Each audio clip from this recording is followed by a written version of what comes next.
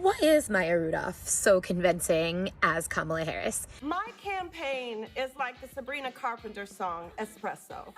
In 2022, I wrote a paper called Kamala Harris, Maya Rudolph, and the Prosody of Parody about exactly why Maya is so good at portraying Kamala Harris. So let me take this clip from last week's SNL and explain how from a linguistic perspective.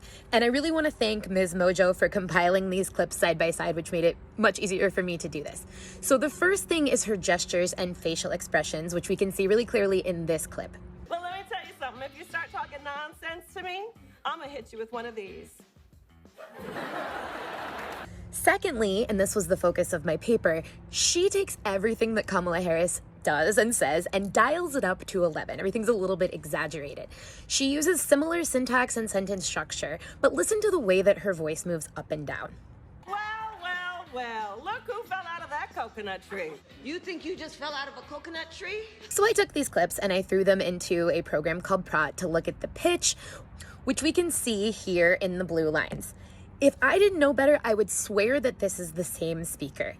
So we can see that the pitch range is really similar, right? They're using the same sort of middle to high part of their range. So Maya Rudolph is doing a really good job of capturing the sort of naturalistic voice that Kamala Harris has. The only real difference that we see is at the phrase boundary at the end of the phrase, where Maya Rudolph's portrayal falls down and Kamala Harris's voice goes up. And the only reason for this is that Kamala's is phrased as a question as opposed to a statement. Finally, the last thing we see is a really similar voice quality. So when Kamala is saying something really emphatic, her voice is a little bit pressed and the syllables are hyper articulated. So you know she's really committed to what she's saying, like we see in this part of the clip. We are not going back. But America, we are not going back. If you want to see the whole paper from 2022, it's on my website, which is linked in my bio.